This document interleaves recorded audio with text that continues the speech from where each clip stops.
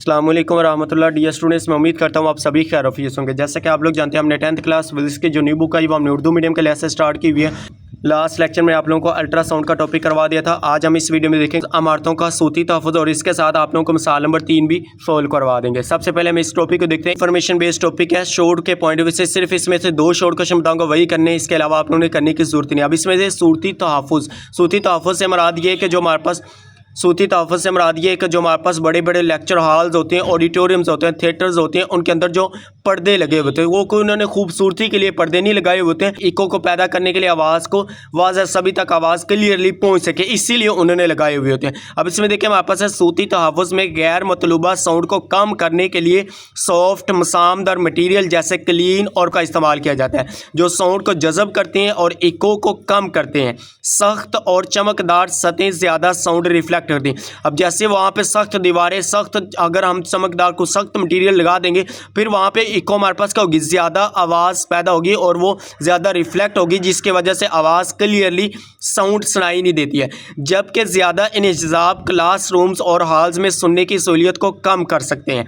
यहाँ से आप लोगों ने इसको तारीफ याद करनी है। ये सवाल आप लोगों से इस तरह से आ सकता है कि बाज़ कश्त क्या है और ये हाल्स में कैसे कंट्रोल होती है। ये हमारे पास पहला आप लोगों ने शॉर्ट क्वेश्चन याद करना, ऊपर से याद करने वाला नहीं, सिर्फ इंफॉर्मेशन बेस्ड था। यहाँ से बेशुमार रिफ्लेक्शन है जिसे बाज़ कश्त कहा जाता है, साउंड को बिगाड़ देती है। साउंड को क्या करती है, बिगाड़ देती है।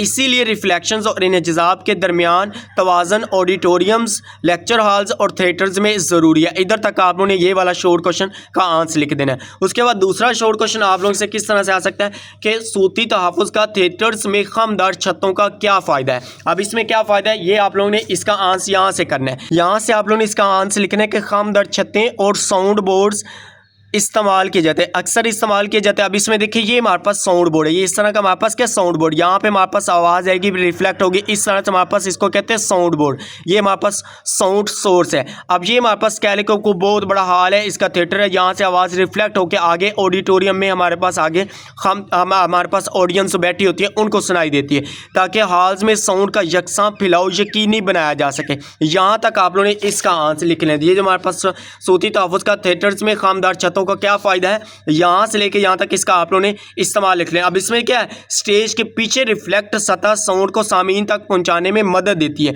ये भी इसका फ़ायदे के अंदर ही आती है। तो ये लिखना चाहते लिख लें, नहीं तो अदरवाइज सिर्फ इतना ही आंसर इसका बनता है। आप लोगों ने ये वाला इसका आंसर लिखना है और पहले सवाल का ये वाला आंसर लिखें। इसमें से ये 2 शॉर्ट क्वेश्चन आप लोगों ने अच्छी तरह से तैयार कर लें, इसके अलावा इसमें से और कुछ याद करने वाले नहीं। उसके बाद देखिए यहाँ पे साइड इन्फॉर्मेशन उसने सारी बात को यहाँ पे क्लोज कर दिया। कहते हैं कि हमारे पास जो बड़े बड़े हॉल्स होते हैं, थिएटर्स, खामदार छतें होती है, सॉफ्ट दीवारें सिर्फ खूबसूरत नजर आने के लिए नहीं होती हैं, इन्हें खास तौर पर इसीलिए बनाया जाता है कि साउंड की सिमत और फैलाव को बेहतर किया जा सके। मीन जो आखिरी इंसान लास्ट में बैठा हुआ है ना, उसको भी वाज़ह सुनाई दे सके। अब इसमें लास्ट में वो कहेगा कि क्लीन और पर्दे इको को जज़ब कर लेते हैं, जबकि खामदार पैनल्स और रिफ्लेक्टेड मौसीकी को सामीन की तरफ रिफ्लेक्ट करते हैं ताकि आखिरी कतार में बैठा शख्स भी हर सूद साफ सुन सके। मीन हमारा और उस तक भी साउंड जो इको पैदा हो रहा है, साउंड सुनाई दे रहा है, वो साफ सुनाई दे सके। यही सूती तहफ़्फ़ुज़ का कमाल है, खामोशी और साउंड का बेहतरीन इम्तिजाज है। तो यहाँ तक आप लोगों ने इसको रीड कर लेना। इन्फॉर्मेशन बेस है, इसमें से भी कोई याद करने वाले ना शॉर्ट क्वेश्चन होता, मैं आप लोगों को बता देता,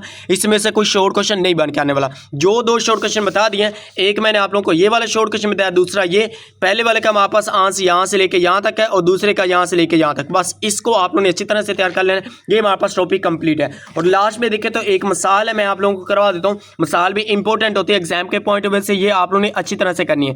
एक जहाज पर नस्ब सोनार आला साउंड वेव भेजता है, 3.2 सेकंड में वापस आती है। मीन सेकंड टाइम दे रहा है, वक्त दे रहा है। देखिए साउंड वेव के वापस आने का वक्त टी उसने दे दिया 3.2 सेकंड। उसके बाद पानी में साउंड की स्पीड उसने दे दिया है वी हमारे पास 1600 मीटर पर सेकंड। आगे कहता है कि इसका फासला मालूम करें, हमने फासला मालूम करना है। अब देखिए ये लाइन आप लोगों ने लास्ट में लिखनी है कि साउंड वेव समुद्र की तह तक और फिर वापस आकर फासला तय करती है। मीन एक दफ़ा यहाँ पे गई है, उसके बाद ये वापस भी रिफ्लेक्ट हुई है। इसमें हमारे पास क्या जगह, एक हमारे पास डी है, दूसरा हमारे पास पास डी ये है। अब इसका हमने डी निकालना है, एक डिस्टेंस निकालना है। कहते हैं यानी समुद्र की तह तक फासले का दुगना फासला तय करती है, दुगना फासला उसने तय किया है। दरअसल फार्मूला का हमारे पास क्या है, डिस्टेंस का फार्मूला हमारे पास क्या होता था फासला का, डी बराबर वी क्रॉस टी आ गया। अब वी किसके बराबर है हमारे पास 1600 और टी हमारे पास 3.2। इसकी वैल्यू पुट करें यहाँ पे, हमारे पास इसकी हमने कीमत पुट की तो हमारे पास आ जाएगा 5120 मीटर आ गया।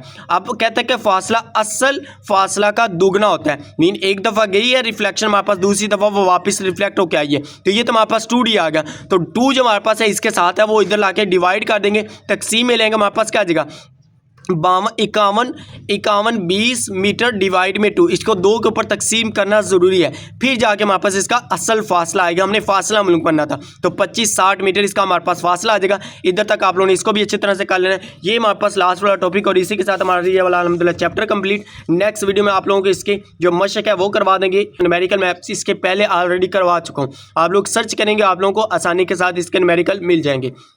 उम्मीद करते हैं आप लोगों को वीडियो अच्छी लगी है। अगर वीडियो अच्छी लगी तो वीडियो को लाइक और शेयर ज़रूर कीजिएगा। चैनल को ऊपर नहीं हो तो चैनल को भी सब्सक्राइब ज़रूर कीजिएगा। ओके जी, मिलते हैं नेक्स्ट वीडियो में, दुआओं में ज़रूर याद रखिएगा। अल्लाह हाफिज़, thanks for watching this video.